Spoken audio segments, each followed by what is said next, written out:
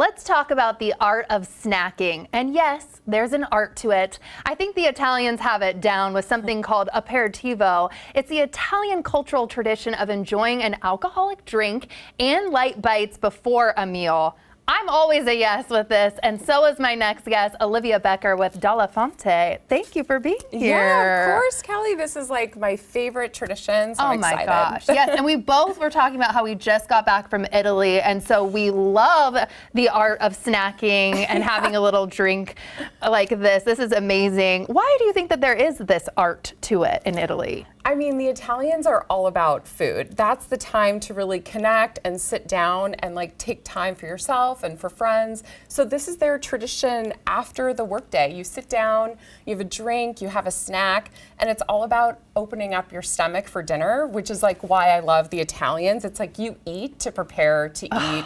Yes, to make room for more pasta, which we all love so much. So I want to get to snacking, but actually you say that we start with the drink first, right? Yeah, let's start with the drink. So the spritz, I know everybody loves a spritz. I know Aperol spritzes are having a moment. Yes. But there are two spritzes that I wanted to introduce everybody today to, the Cappelletti spritz and the Hugo spritz. My favorite, Hugo. Oh my gosh, I'm so happy that Hugo spritz. We did not plan this. Yes. We didn't plan it. We're just on the same page.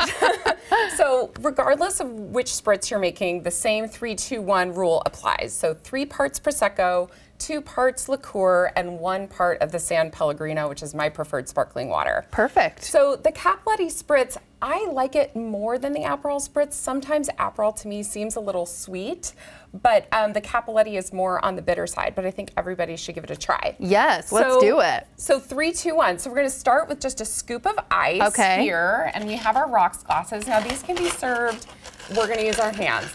These can be served in a wine glass, but I prefer a rocks glass because we seem to break all of our wine glasses. Same.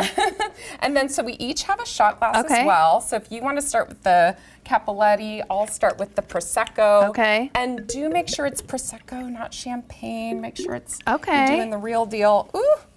So, and I just throw it in? Yeah. Okay. So you're just doing 2 parts of the liqueur. 2 I'm parts. doing 3 parts of the Prosecco. Okay. Yum. And how would you describe the taste of this before we get going on it? I would say that it's, let's try it. I would say it's how many of this? light Sorry, and 3. bright, so 3 of the Prosecco. It's light and bright. It's perfect for the holidays. I love the color. And since you garnish it with a lemon, it also just adds, no, that's okay. You have room for the San Pellegrino. And you always want a bitter drink for the aperitivo hour because, there you go. Thank you. The Italians say that the bitterness gets you ready to eat and it gets the digestive juices going. Definitely, this those sounds bitters. Like something, I mean, my grandma would say, there might be somebody out there saying that's baloney, but this is what they say. So you want something more on the bitter side.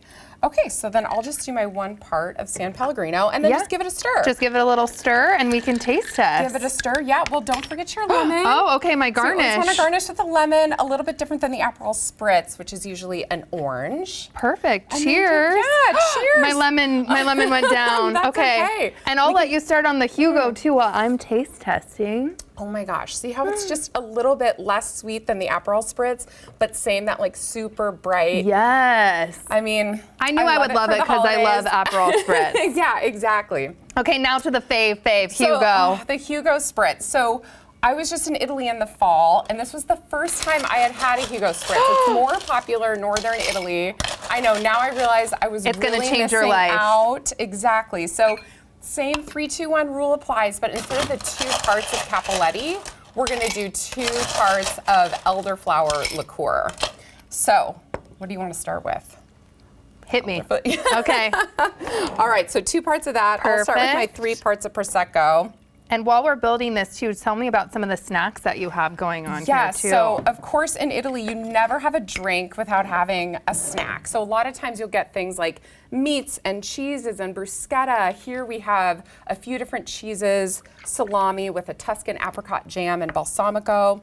And then our personal favorite that we talked about, again, before the show. I know. Were the tarali. So a lot of times these guys right here are the you get best. These adorable snacks in even more adorable bowls.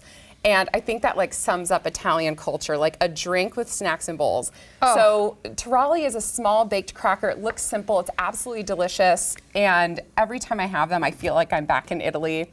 Olives are also very common, and then over there we also have some stuffed peppers. So it's always these small bites, and with each drink you get another platter of food. So again, it's all about getting ready for the dinner. And we love Aperitivo so much, we actually have an Aperitivo kit where you get a bottle of bubbles and some of these snacks in a cute bowl, because we think this is like the best tradition to to bring home, and it's something easy too. I mean, you can see with the spritz. No, this was so easy, and I had never made this by myself.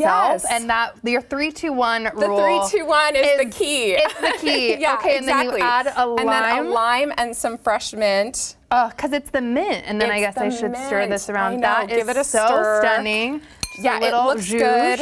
I mean, it's one of those like crowd pleaser, perfect for the holidays. Cheers. Cheers. Okay, and then show me here. We're gonna make a skewer too? Yes. So we partner a lot with Italian and Italian-American chefs at Dalla Fonte. One of our favorite new little methods of using pasta, tortellini, are tortellini skewers from BB Carmenito. And so this is super easy, but also just adorable, whether like served on its own or added to a charcuterie board. So all you do is take a skewer and then you add a tortellini, Okay. a mozzarella ball. All of my favorite things. Yeah, oh gosh, I already. You can do We're this. failing right now, but I'm just too excited. Okay. And then a tomato. One tomato. And a piece of fresh basil. Yum. And these are perfect. You can dip it in marinara, pesto sauce, whatever you have. I've seen people also use balsamic.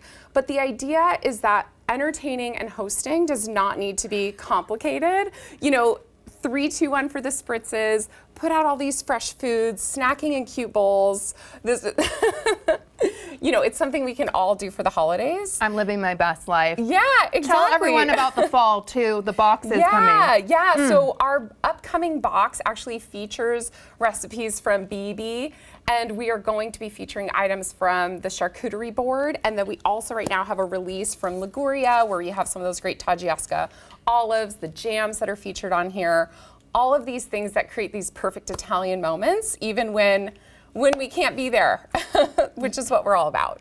Is this my favorite segment of all time? I feel like I'm back in Italy. Exactly. Thank you so much for being here. Yeah. I'm gonna take my Hugo Spritz to break, and please come back anytime. Oh, would love to. The New Day Northwest Kitchen is brought to you by Safeway.